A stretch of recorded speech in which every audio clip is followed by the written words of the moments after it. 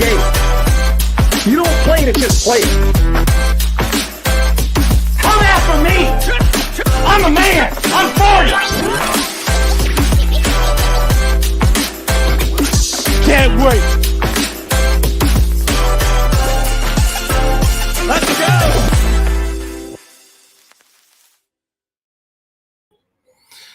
Good morning and welcome. It is Coffee and Sports. It is the morning show powered by Sports Empire Network. Thank you so much for making us part of your morning routine. No matter how it is that you are joining us this morning, maybe it is live on Facebook, maybe it's live over on YouTube, maybe you are joining us on Roku TV. Regardless, we are happy that you are here. I am Chris, and of course, that over there is Mo. Mo, how are you this morning, sir? Doing well as always, coming off a crazy playoff football weekend. Let's get into it. Let's get into it, Mo. Let's start with, there's a lot of different places we can go and a lot of things we're going to talk about this morning, but let's start with the Cleveland Browns and the Houston Texans. Mo, I think one of the reoccurring, and I don't know yet, maybe we get somewhere else, but I think one of the reoccurring trends of the show this morning is going to be not falling into the trap of a narrative that you think was set this weekend, but you actually find out is going to be burst this upcoming weekend. And I think we're going to talk about a couple of different teams and a couple of different fan bases that are going to fall into a trap this morning based on what took place during Super Wildcard weekend and what could still take place tonight. And we need to make sure they don't do that. So let's start with the Cleveland Browns and the Houston Texans. First of all, and Mo, I think you can agree with this, we are not going to take anything away from playoff winning teams today on this show. Is that correct? Not at all. Not at all. Nope. You, like we said, going into Wildcard weekend, you win a playoff game, it almost makes any flaws or any issues that you had the previous 18 weeks go away. That is the ultimate goal. Make the playoffs in the NFL, win a playoff game. And that is what four teams did this weekend. And that is what four teams could not do this weekend. And now they are starting their offseason earlier than them and their fans wanted that to happen. But let's start with Cleveland and Houston. It was a game for about, I would say, a half. It was 24-14 at the half. It was a little bit closer midway through the second quarter. It was competitive for the first quarter and a half or so of the football game. Joe looked good. The Browns looked good. The Texans looked good. It looked like we were going to have sort of a shootout kind of vibe, if you will. Then the second half comes. The turnovers begin for Flacco, and things kind of go off the rails. Mo, if Joe Flacco had played an entire season using the stats that he had over his last or the 5 games that he played, if you projected those stats over the course of a season, he would have thrown nearly 30 interceptions if he stayed at that pace of turnovers during his 5 games with Cleveland. Sure. We talked about Joe coming into the playoffs as a great story. We talked about the Cleveland Browns as a great story. 4 different quarterbacks making it to the playoffs. Flacco coming off the couch with the kids to revitalize his career. And because they were winning, we kind of put the turnovers in the back seat because it wasn't impacting the game. But like we said with Josh Allen, when you get to the playoffs, the turnovers could have a bigger impact. And Mo, that's what we saw in this game. We saw a competitive, close game for the first quarter and a half. Even the first half of football is a 2-score game going into halftime. And then we saw the turnovers make an impact in a negative way if you are the Cleveland Browns. So, Mo, I walk away from this. This was a successful season for Cleveland. Joe Flacco is not going to be their quarterback next year. They lost. This is a team that lost their starting quarterback, their starting running back, and their starting right tackle for the majority of the season. and they still found their way into the playoffs. No matter how you dice it, if you are a Cleveland Browns fan, I'm sure it's disappointing. I'm not saying you can't be upset. I'm not saying you couldn't want more, Mo. But this was a successful season, was it not?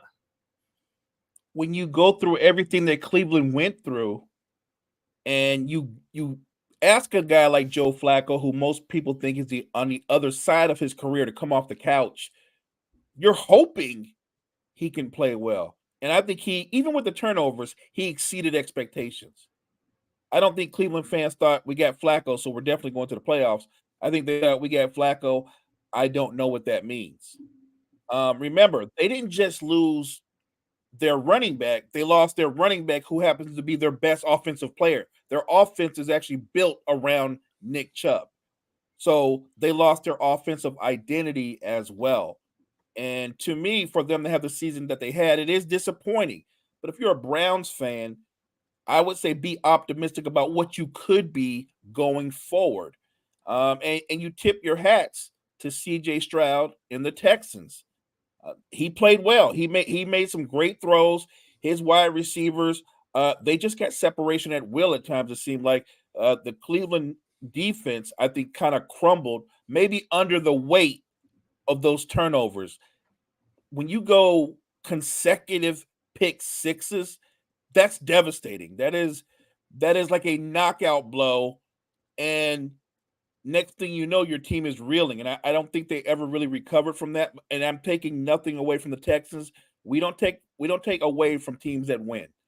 I think the Texans were the better team, and I'm going to give them credit for that as they advanced. But if you're a Browns fan, you have nothing to be ashamed of going forward.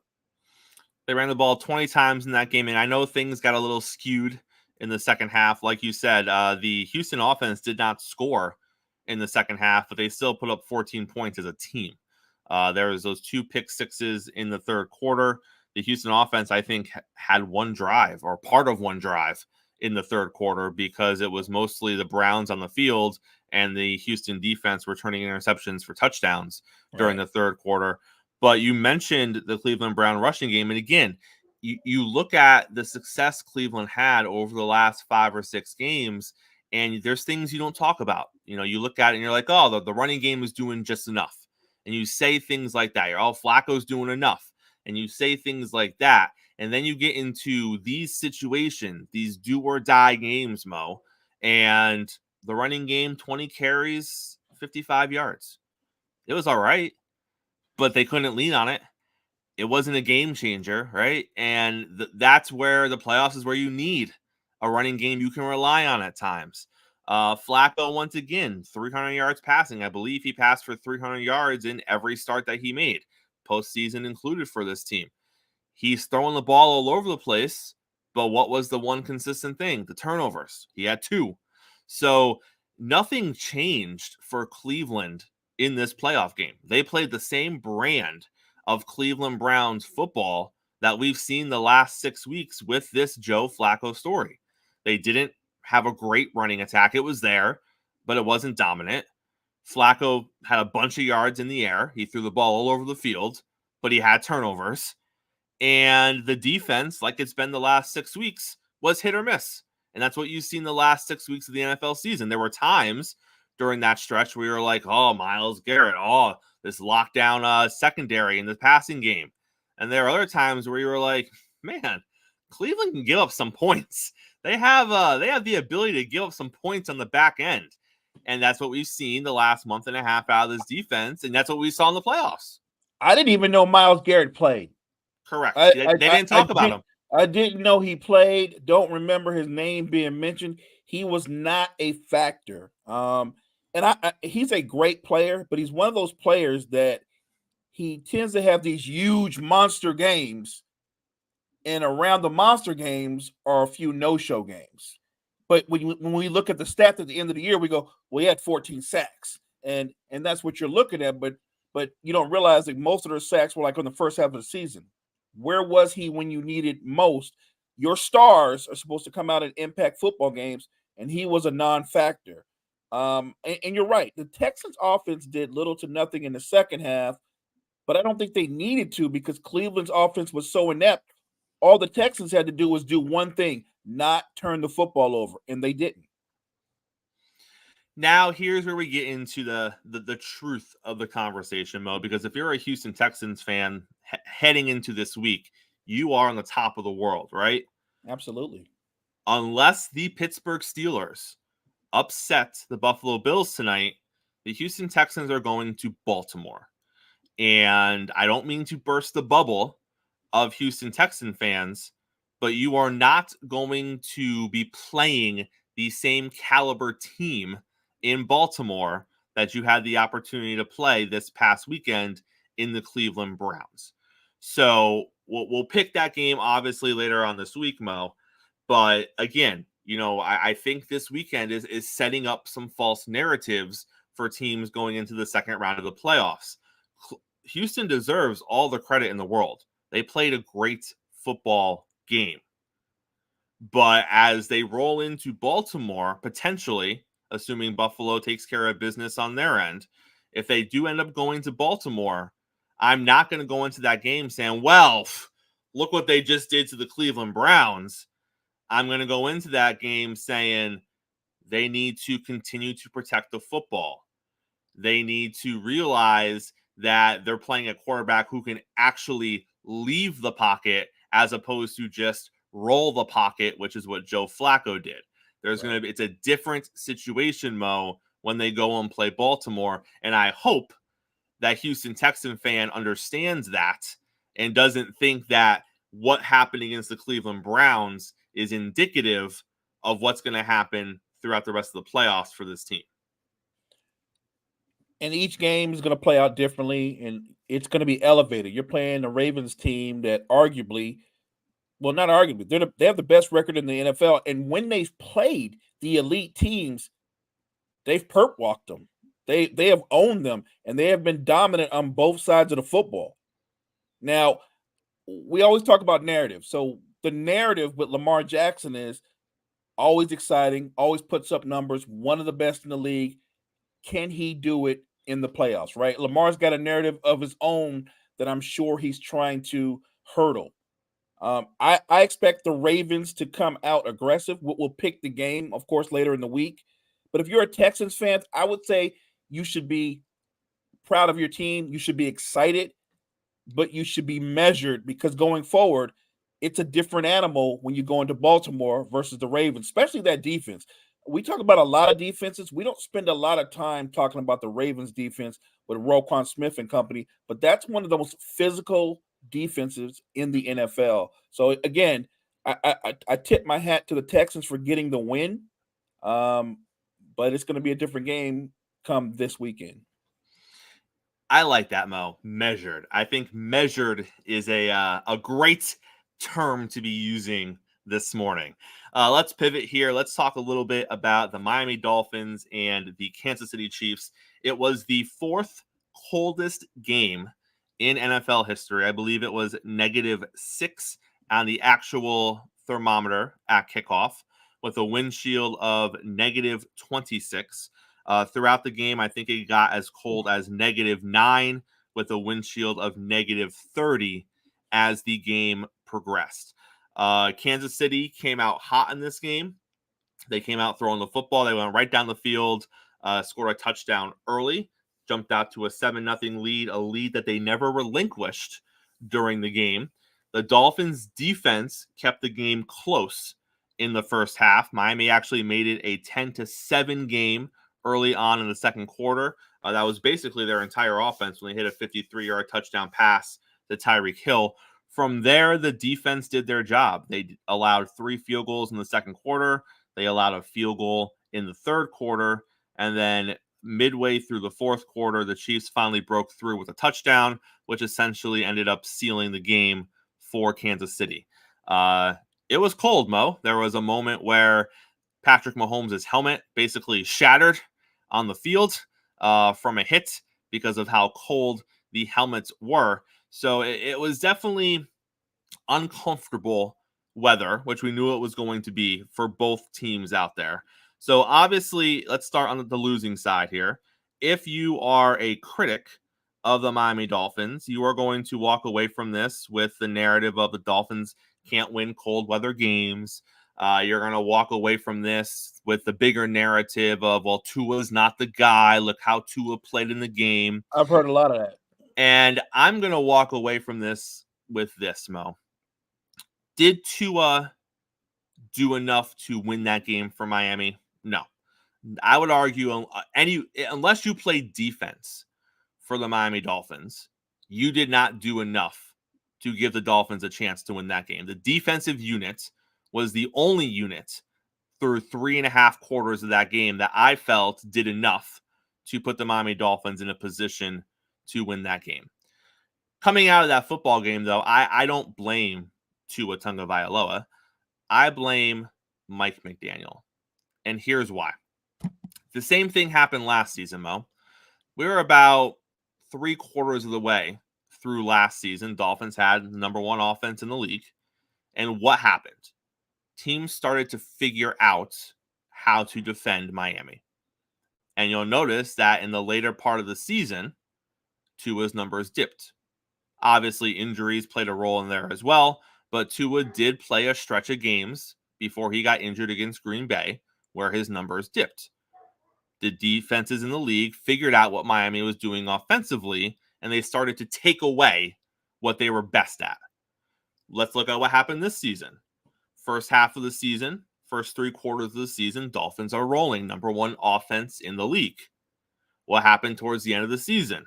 Now, yes, they played better teams, but specifically, the teams they were playing took away what Miami did best. Miami changed their offense coming into the season. They added more wrinkles to it.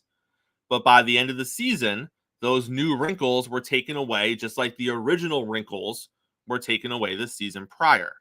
If you look at the offensive game plan in that game this weekend, Mo, the Kansas City Chiefs and Spags, the defensive coordinator for the Chiefs, knew exactly what the Dolphins were going to do.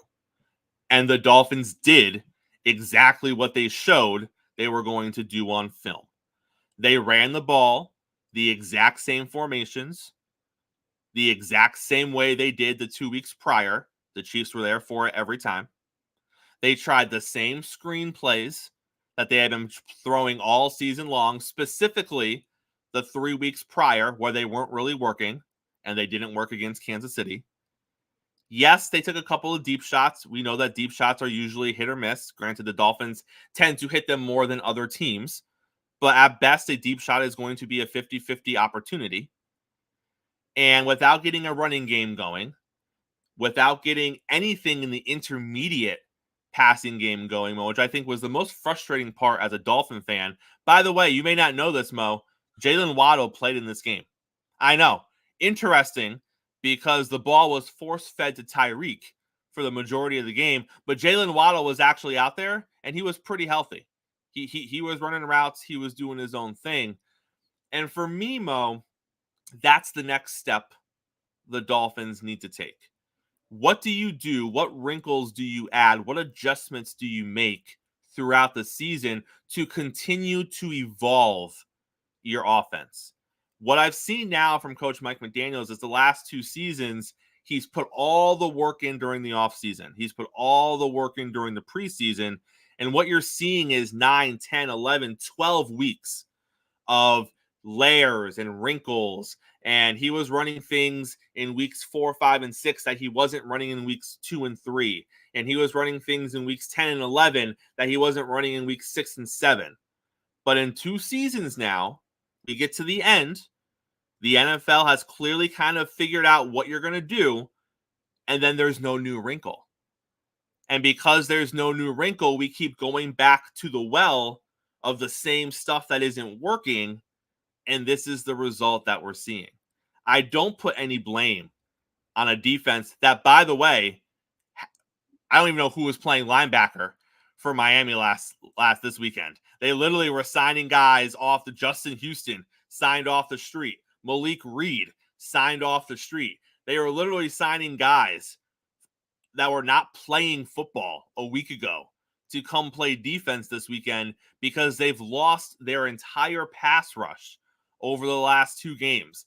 4 members of their pass rush have gone down over the last 2 games. Prior to that, they lost their 2 starters.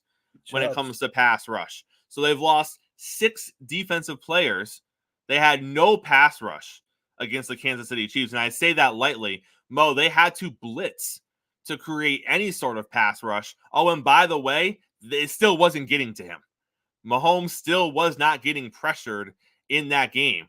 And the couple of times they did get to him, it was roughing the passer.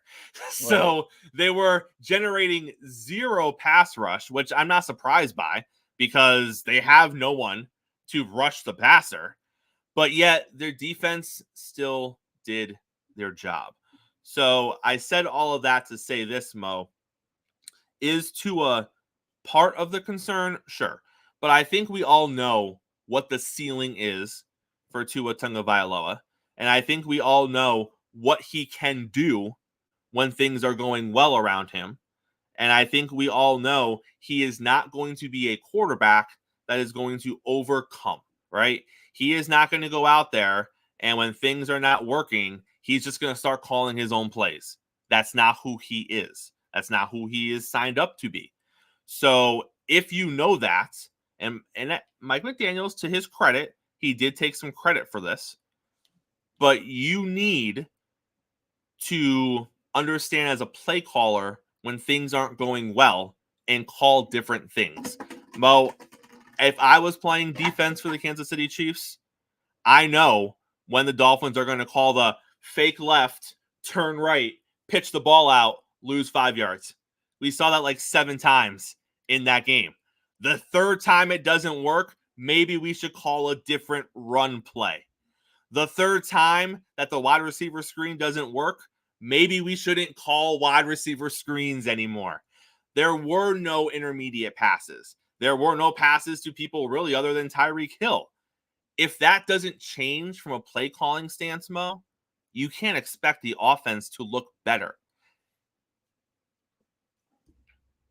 So I agree with everything you said, but I would also say this: the same way we talk about the development of players as they go through their career and the process that they have to go through as they try to elevate and take steps forward. I think that Mike McDaniel's the same way. He is a young coach, a talented young coach who you're seeing the evolution of. Well, there's going to be those highs and those lows as he learns on the go. Look, as great a play caller as Andy Reid is and has been for a long time, he had to go through the same process that Mike McDaniels is going through. And so I think these are learning curves that he will eventually hurdle as a play caller. I think he will learn how to diversify the offense more. I thought watching the game that even though it didn't look like Miami's run game was effective, I thought they abandoned it too early. I thought they should have stuck with it. Look on the other side. I think Pacheco had like 24 carries, 89 yards, which is solid, but not dominant. But what it tells you is they didn't give up on the run game. I think he averaged like maybe 3.5 yards a carry. So like I said, he wasn't dominant. But if you stick with something like that, a guy like Mozart, you can stop, and he can go for 60. You know what I mean? Like he's that kind of playmaker. And I would have thought that in the weather that you're having, the screens weren't going to be effective for 2 reasons. One, the weather does impact how guys move, how they react. And there's some guys out there, let's be honest, they were like, yeah, I don't want the ball. I don't even want the ball. I hope it doesn't come my way. And that does matter. I think that to his credit, to some degree, I thought Mike McDaniels called the game the way he would have called it if the weather were warm. And I think maybe that was a mistake. I think he should have said, we can play a little bit more smash mouth with this team. You're right. The defense could not get any pressure. But without getting any pressure, they did get stops. They were able to get stops, which means that to me, as far as I'm concerned, they did their part. What they needed was the offense to be able to get some sustainable drives, and that would have turned a curb in the game. And the Dolphins' problem is they couldn't sustain drives. They just couldn't. They had no problem getting off the field. I think Mahomes and company did just enough. We talked about this going into the game. For Kansas City to win, Patrick Mahomes was going to have to beat you with small ball, and he beat you with small ball, more or less. He beat you with small ball. He will take 5 yards, 6 yards, 7 yards, and he will dink and dunk you to death. Kelsey had his most productive game in weeks, and he really just had, I think he had like 7 catches for 71 yards, but he hadn't done that well in weeks. So I don't think their offense is overpowering, and going into their next game, it'll be interesting. But the Dolphins had their chances. I know what the final score said, but if you watch the game inside the game, it was much closer. And Mo, again, we talked about the theme of the show being don't fall into a false narrative moving forward. Kansas City fans are probably, and I give the broadcaster some blame for this, because in the fourth quarter, the broadcast team was very much on the Kansas City is back. It's playoff football for Kansas City. This is the team we all knew. Let's be honest at what we saw. We saw Kansas City only distribute the ball to Rice, Kelsey, and Pacheco, because those are the only 3 players on offense that Patrick Mahomes trusts. And when he had to spread the ball other places, they still couldn't catch the ball. There were 2 deep balls. One should have been caught. The other, I don't think, had a chance. But there was one deep ball that Mahomes threw where the receiver had, I think it was Hardman, he had 2 steps on the Dolphins cornerback.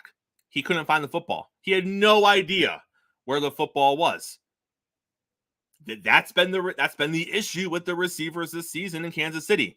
They can't find the ball. They don't know where the ball is. They drop the football. That is the same stuff that we saw from the receivers outside of Rice during this game. So if you are a Kansas City Chiefs fan, as you move forward in the playoffs, it's not going to be as cold, maybe, hopefully. But at the same time, you are going to go into these games saying to yourself, well, hopefully Kelsey doesn't have 3 drops again, because he was dropping a lot of balls, and we need him to play like he did against Miami, because it's Kelsey and it's Rice, and that's really it. So, again, can they win with that formula? Of course they can win with that formula. Those are 2 good players to be winning with. But I don't want you, as a Kansas City fan out there, to walk away from this game thinking you've magically found the secret sauce, Mo, because the issues that have plagued the Chiefs all season were still pretty glaring in that game against the Dolphins. The only difference is Miami didn't score 21 points. Had Miami scored 2 more touchdowns, then you see the Chiefs offense have to press a little bit. Then you see that it all becomes exasperated in those moments when the games are closer. The game was never really close after halftime. So in those moments when those balls are getting dropped and you don't really feel like Miami is actually in this game, it is what it is. But now you're going to go into a game next week where maybe you're going to go to Buffalo, and now you're playing on the road, and that's a different situation for the Chiefs, and the game's probably going to be closer, and Josh Allen's going to be scoring points, and now you might need somebody not named Rice or Kelsey to make a big play. Will they? I don't know. But if you're a Chiefs fan and you're walking away from this game saying, we're back, baby, I warn you, because that's not what I saw, Mo. But you take the win. You take the win. You do take the win. And look, some guys in sports, you can appreciate this, they're just charmed. Things seem to fall their way. There's certain guys that are just charmed. How do I know that Pittsburgh won't pull an upset and then Kansas City can go, oh, we get to host Pittsburgh? And I'm just saying things are weird like that. I'm just saying. I'm not saying it will happen and we'll pick the games later in the week, but I'm just saying certain guys lead a charmed sports life. Mo, at this time, we're going to do something that we couldn't do last week, and it was driving me crazy. JG, literally, we got catchers and pitchers reporting in 2 or 3 weeks over here, and JG decides to get the flu on us. So he wasn't here last week, but thank goodness the man is better this week. JG's back. Let's welcome JG onto the show, because I haven't talked to him in what feels like forever. JG, how are you this morning, sir? Hey, good morning, fellas. Good morning. Looking good. Feeling a little bit better. I would say that now. Couldn't be any worse than what it was last week. But yeah, I'm much better now today, guys. JG, I'm glad you're feeling better. A lot has happened since we last spoke. Literally, an entire relationship has changed. It was only 3 weeks ago that Marcus Stroman hated the New York Yankees and would never, ever play for the New York Yankees. He has the receipts to prove it on Twitter. And then here we are last week. I don't know. Money talked, bridges were mended. I have no idea what happened, but apparently he reaches out to the New York Yankees and says, hey, I'm interested. And the Yankees say, well, if you're interested, we got money to throw your way.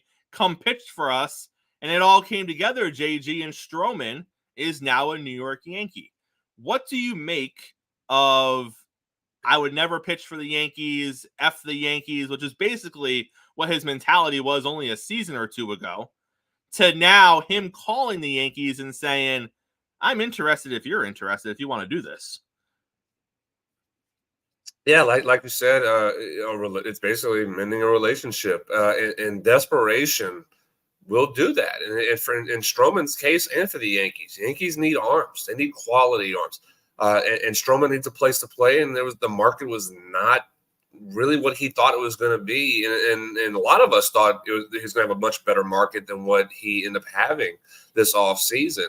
And he had to find a way to at least garner some interest, and in doing so, hey, swallow some pride and go play for a team that, yeah, maybe you don't have a fondness for, but if they're willing to pay you to pitch, go pitch. So it's very intriguing, very interesting, but at the same time, I think this was actually a really good move for not just Stroman. He gets to pitch for a team. He's going to be on in a big market where he's going to be able to show that he can shine. And the Yankees get a quality arm, and they need arms that can eat innings. And Stroman, despite this past season where he had some injury history, majority of his career, he is an innings eater. And he's a quality innings eater. And that's something that the Yankees have not had outside of Garrett Cole for a very long time. So I actually like this move for the Yankees. It means that I hate the move.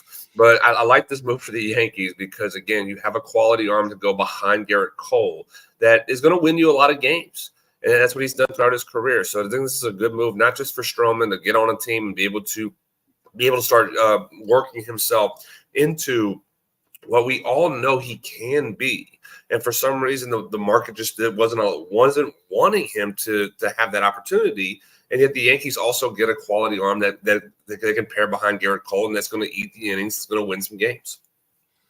JG, as we look at the free agent market that still exists, this is kind of crazy to say as we sit here on January 15th. For many teams, we're about a month or a little less than a month away from pitchers and catchers reporting, and there's still a handful of names out there on the free agent market that there isn't a ton of traction on. Snell has, we've heard 3, 4, 5 teams kind of interested in Snell. We know the Yankees made him an offer, but he doesn't seem to be in a hurry to sign anywhere. Kershaw is still out there. We know that Jordan Montgomery wants Texas, and we assume that Texas wants him back, but for some reason, that deal hasn't really progressed. Cody Bellinger is still out there. Josh Hader is still out there. We kind of know who's interested in these teams, these players, and we kind of know where the players seem to want to go for the most part. But yet, for whatever reason, nothing's really coming together on the back end. What do you make of that, JG? Is this just kind of it's going to get done. It's not like it's not going to get done. But is this just everyone kind of knows where they're going to end up? So it's not necessarily a bidding war type thing. So there's no urgency on the player side to get it done. Like, why are we kind of stalling through this stretch run of free agency as the Major League Baseball season is really going to pick up in the next 3 or 4 weeks? Well, this is kind of where we see the market's been oversaturated a little bit too. And I think that's partly with Blake Snell being in his 30s. And a lot of teams, again, you'll have some pitchers that will sign in their early 30s and get the long-term deal. There's sometimes pitchers teams will be hesitant to do so. And that's kind of what we're seeing with Snell right now, that the market for what he wants is not agreeing with him. And I think that's the key. Yamamoto, as we've been saying for a while now, he got $300 million. Yamamoto's 25 years old. Snell's 30. He's going to be 31 this year in 2024. So how often how much do you want to pay a long-term deal to a pitcher who's 30 years old? That's the biggest holdup right now. I believe Snell still sees himself as a $300 million pitcher, but for a team that wanting to sign him is going to be hesitant to say, "Hey, we're going to commit 10 years to you." Unless you're Shohei Ohtani, which that's the case for Shohei right now. He's going to be, he's late 20s or maybe early 30s here soon. He's going to sign that long-term deal. For Snell, that's the hesitant right now is, are you going to sign him to that long-term deal and offer $300 million to him at the moment? That, I think, is part of the process of what teams are trying to figure out is where the market lies for him. It doesn't seem like at this point he's going to get that $300 million that he may be wanting. He may not be getting that 10-year deal that he might be wanting. It might be somewhere around 6 to 7 years range, and it's going to be probably closer to about 260 to 270 at most is kind of what it's going to line up. But that's where everybody's hesitant to talking is where's the line of the deal that we're going to be agreeing on. That's where the hesitancy is. Same thing with Bellinger. Bellinger's a little bit of a different case because we saw the really good Cody Bellinger in 2023 with Chicago, but we also saw a couple seasons of not really good Bellinger in LA. So which Cody Bellinger are we getting? Are we getting the MVP Bellinger? Are we getting the one that couldn't hit himself out of a wet paper bag Bellinger? Or are we getting the resurgent Cody Bellinger of 2023? So there's a lot of question marks on that side of it in case of Bellinger. And for Montgomery, it's more of when is the other deals going to get done? When is Snell's going to get done? It doesn't really it's not necessarily comparable or comparison to Snell, but that's a holdup as far as what the market is for a pitcher like Montgomery. So everything is tied into when it comes to the pitching side of it. It's tied to Snell without it being comparable to Snell. And so if they make a move first, Montgomery makes a move first, and we go and we probably get him signed either to Texas or the other options that have out there for him.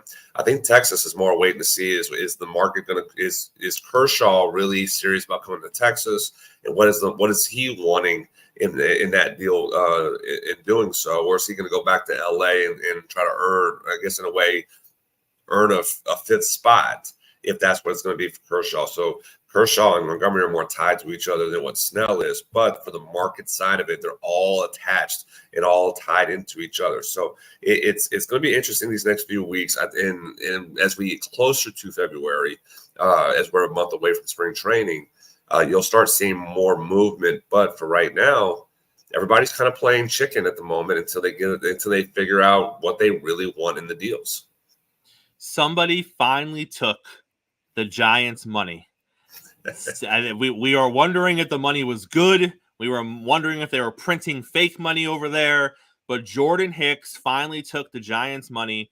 4 years, $44 million, JG, for a relief pitcher that apparently they're going to turn into a starting pitcher, despite the fact that the 27-year-old's majority of his Major League Baseball career has been out of the bullpen. If you're signing a middle-of-the-road 3 starter in your rotation for 4 for 44, that's a great deal. Now, reliever 4 for 44, he better be pretty good at that money. So if you're looking at it and you're saying, well, he's going to be their starter, you're all over 4 for 44. You don't find 3 starters, number 3 guys, number 4 guys, 4 for 44 at 27 years old. So if that's what he turns out to be, if he turns out to be an average to an above average 3 or 4 starter in their rotation, this is a great deal. But JG, you tell me, is he going to be that? Is he going to be an above average 3 or 4 guy in their rotation? Or is this going to be an experiment where we're like, oh, he needs to go back to the bullpen because he wasn't meant to be a starter? It's an intriguing option of what they're doing. And you're talking about arm talent. Jordan Hicks has a lot of arm talent. But for someone who has been a bullpen piece throughout his career, you're putting a lot of stock in something that we don't know can he handle. I'm looking over at his stats. The most innings wise, and he's pitched the most innings he's pitched in his career is 77 innings, and that was his rookie year as a 21-year-old. And he's been dealing with some injuries at times. He's been dealing with some inconsistencies at times as well. But you're asking him to now go be a starter when he's never put up starter innings. I think that's a gamble. And so expecting him to be a number 3, I don't expect that to be the case for him. He's going to be a back-end rotational starter. and that's going to be, again, for the money that you're paying for him, that's still going to be pretty high. I don't see him being a number 3 for the Giants. And if he is your number 3, that's a problem in itself. I think this is a risk. This is a gamble. It can turn out to be a pretty good risk, though, is if he does pitch well and he's able to get you 140 innings, 150 innings. I think that's the line that they're looking at to get him to. I don't see him going 200 innings, though. That's, again, you're talking about his career. He's pitched 243 innings. That in his entire career. So getting anywhere near that is going to be very doubtful. But if you can get about 140 innings, double what his career high in a season is, I think that's a good a win. And if he can be quality in that case, even better. But I think that's a gamble. And then the Giants have to have a plan B in case this does not work, and be able to move him back to the bullpen and have another arm ready to go just in case. But as far as arm talent wise, Jordan Hicks has the stuff to do so. He has qualities, pitches. But can he sustain himself as a starter? Something that he has not done in his professional career, and even so, because I'm looking at games started, he has started 8 games, but as an opener. Let's just kind of make that a point of emphasis. He's been as an opener using 1 to 2 innings at most as a starter, and then they go to the rest of the bullpen for a bullpen game at that point. So this is not something that he has done before. So I'm intrigued to see how this is going to work, but I'm very skeptical at the same time. KG, we missed having you on the show here in the mornings. We are glad you're feeling better, sir. I appreciate it, guys. We will see you tomorrow. Have a good one, JG. Yes. I'll be on tomorrow with you guys. Absolutely. See you, JG. Mo, do you know any Dallas Cowboy fans? There's no shortage of them in my circle, unfortunately. Are they okay? I have not heard from any of them. All right. Maybe later on this afternoon, you just pull out the phone and just go through the list, send some texts, make some calls. Just make sure everyone's feeling okay in Dallas world this morning, because it was not pretty last night if you are a Dallas Cowboys fan. The Green Bay Packers came out early. They hit the Dallas Cowboys defense in the mouth, and things never truly got back on track after that. There were moments where it looked like the door wasn't closed and Dallas was trying to finagle their way back into making a competitive game, but ultimately they were never really able to do that. They never got it closer than 15 or 16 points once they got down 27-0. This is going to be a tough pill to swallow if you are a Dallas Cowboys fan, Mo, because again, we said this coming into the weekend. A playoff win takes away 18 weeks of whatever was going on, good, bad, or indifferent. Right. A playoff loss early is going to exasperate everything that happened the previous 18 weeks. And even on top of that, we said for 3 specific teams, the Niners, the Eagles, and the Cowboys, an early playoff loss was not going to be acceptable because it was Super Bowl aspirations. The Absolutely. expectation was NFC Championship game, but really it was making the Super Bowl for those 3 teams. And if you are the Dallas Cowboys, losing in the first round of the playoffs is not acceptable. It is a failure of a season. So let's start here, Mo. Is Mike McCarthy going to be the head coach of this football team next season? He is not. He is not. I don't think he will be. Let me put it that way. There's a possibility Jerry Jones will bring him back. But to me, it's a line to where he's going to be fired. They're undefeated at home. They're dominant at home. We said they had to get a home playoff game, right? They had a chance, a path to where they could get to the Super Bowl. Everything broke right for them. The Eagles sliding backwards and crumbling late in the season broke right for them. They host a Packers team who has some good defensive players. They're solid at times, but like people were pointing out, Cutlets cut them up. Cutlets beat them. Bryce Young, who struggles against everybody, had a good game versus them. And they walk into your house, and I get it, right? The offense punches you in the mouth as well, but the defense does too. Like, Dallas has all the talent in the world on the defensive side of the football, and you wouldn't have known it had you watched the game yesterday. Dallas has all the talent in the world on the offensive side of the football. Now that, like you said, that might have came out a little bit later in the game when the game was out of reach. But everybody has a narrative. The same thing that we talked about Lamar, the same thing that we talked about Tua. When you put up numbers, when you establish yourself as a quarterback, your shortcomings, they're going to be exasperated and analyzed even more so in the playoffs. Dak Prescott's biggest bugaboo, if you will, he doesn't win in the playoffs. He doesn't come up big in the playoffs. He turns the ball over in the playoffs. All of those things were on display versus the Packers. And I think I said this going into this game. The Cowboys should be favored. I think they're the better team, but pressure was the thing. They feel a pressure. And if the game was close, they were going to feel pressure. But the fact that the Packers came out and they were up 27-0, they felt pressure times 50. And I think they were done in that moment. I'll give them credit for trying to fight back, but I think the final outcome was decided. The game was over. Who was going to win? I think that wasn't in doubt. And I'm looking at Mike McCarthy, and I know, look, you know and I know, in Jerry's head, every year is our year, but never more so than this season.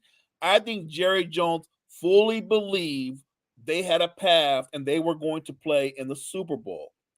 And for them to be dominated and handed this devastating loss at home, I don't see how Mike McCarthy survives this. I really don't, especially when you know Belichick is looming, Harbaugh is looming.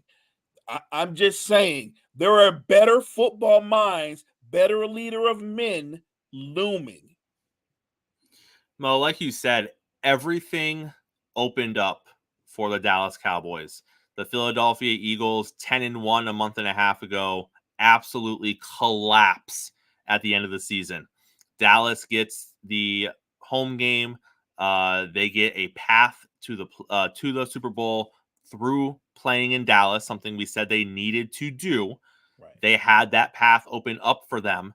And they get to host, like you said, a Green Bay team that, although Jordan Love has looked promising at times this season, and he's been playing particularly well over the last 5 or 6 weeks, the defense has not been playing as well the last 5 or 6 weeks. This is a defense that, even though they've won games and they've pulled games out during that stretch, they have had issues with far inferior quarterbacks Agreed. and offenses as a whole than Dak Prescott and the Dallas Cowboys. But Mo, we talked about this last week, and we talked about that there are moments, and you can call it a narrative, you can call it a reality, but we talked about that there are moments where it just seems like Mike McCarthy cannot get out of his own way.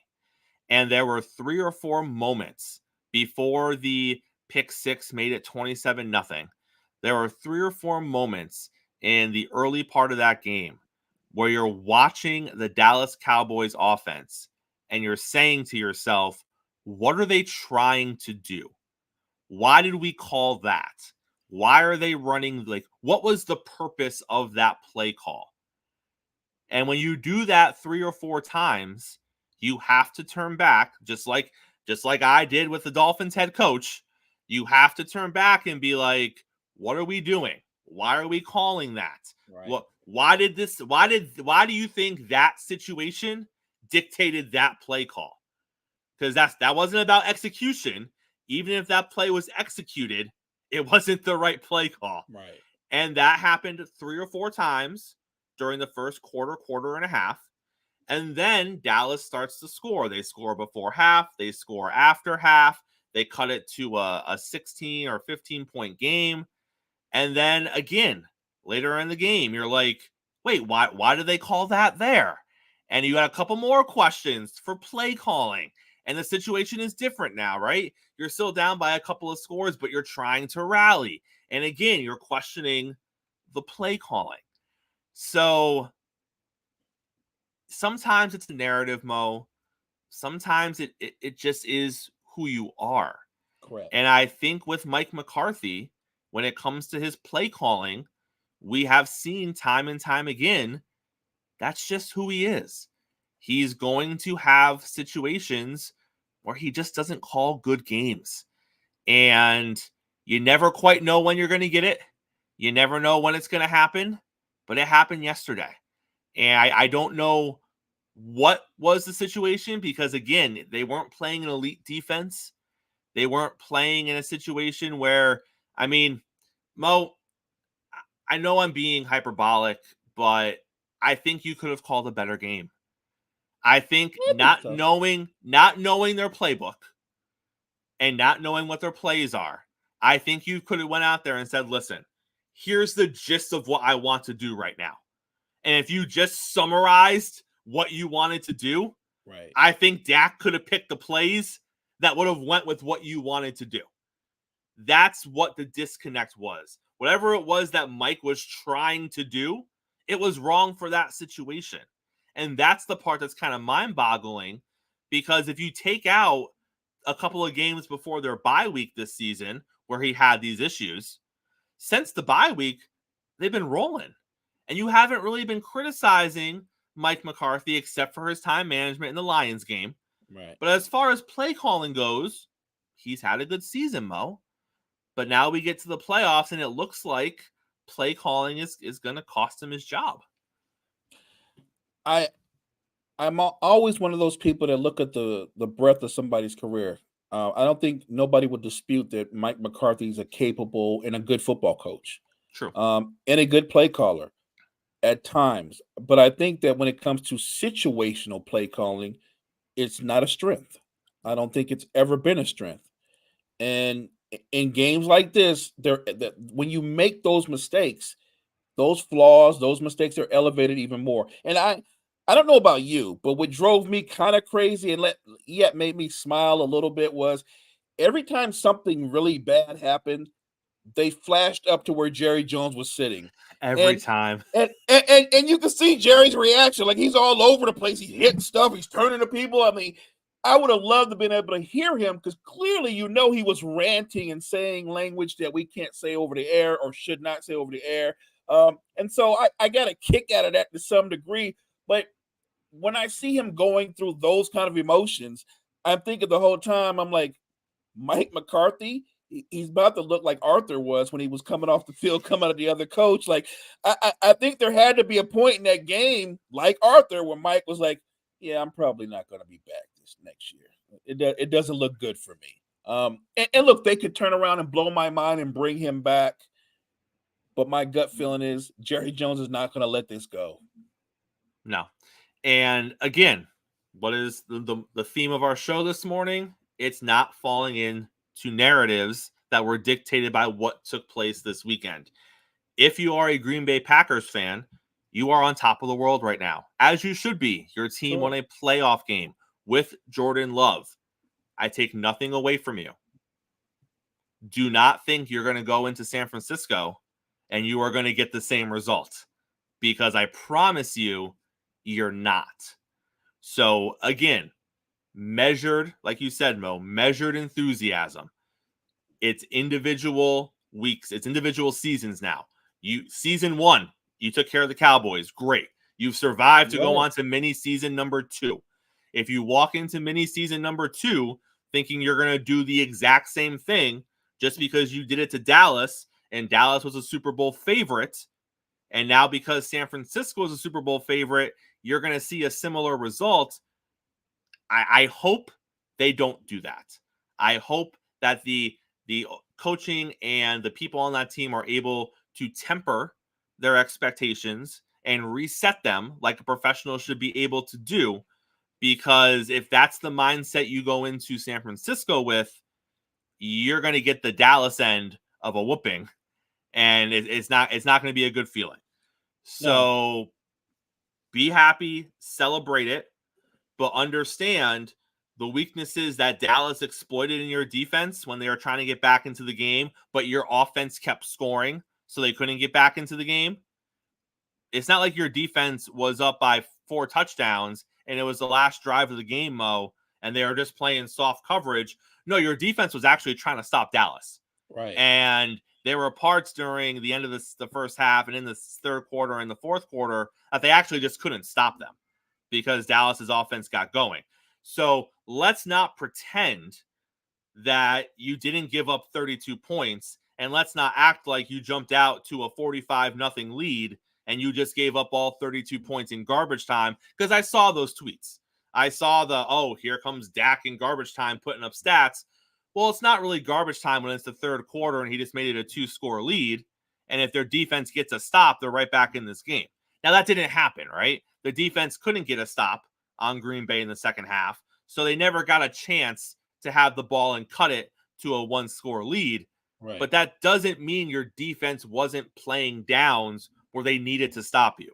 They were, and they couldn't. So let's not ignore that going into this next game. There are still some things they need to tighten up on the defensive side, but celebrate the victory, be happy with it, and just don't walk into your next game thinking it's going to be the same result unless you make some changes and tweaks on the back end. And look, to Jordan Love's credit, he was terrific yesterday. He really was. Played a clean game. He was very accurate. I think he only had 5 incompletions. He was complimented, of course, because Aaron Jones ran the ball well, over 100-yard rushing, 3 touchdowns. So that's an added weapon when he's healthy. Look, Romeo Doubs looked like the best player on the field at times. So, look, I give them all the credit in the world. They're a young, talented team. And what I always say about a young team, they don't know what they don't know. So Correct. they should feel confident, but be measured, celebrate, and then focus on the task at hand. Because if you don't, like you said, you will be on the Cowboys' end of a beatdown. So we'll pick the games later in the week. But look, I'm biased. There's no secret. I'm a Niners fan. I don't plan on losing to the Packers, but no, we will get to the Lions and the Rams tomorrow morning. We got a lot to talk about there, and they deserve a lot more than 30 seconds of our time. Best game of the weekend, too. Yes, we will save that breakdown for tomorrow morning. JG will also be back with us tomorrow morning. But what a great way to start the week off, Mo. Close us out, sir. Thank you, everybody out there in the chat. We appreciate you guys. Love the support. Thanks for everybody that's tuning in to us live right now, and all of you who will tune in to us later. Check out all the great content that we have to offer at Sports Empire Network. Check out the Empire. We'll be back same time, same place tomorrow morning, finishing off our breakdown of wildcard weekend. We got more baseball stuff with JG. We got some NBA stuff. And, of course, we're going to start talking about the divisional round of the playoffs. All of that and more tomorrow morning here on Coffee and Sports. It's the morning show powered by Sports Empire Network, and we will see you in the morning. I mean, you can see right now, without LeBron, Lakers are struggling. Let me tell you about a team I hate, all right? I know the Dallas Cowboys fan is here, so I had to make sure he knew how much I hate this team. I'm ready. I've often said that the people who run baseball, they try very hard to ruin it. I'm from Brooklyn. I don't have a problem saying it to his face. Oh, from Brooklyn. Hey, guys, any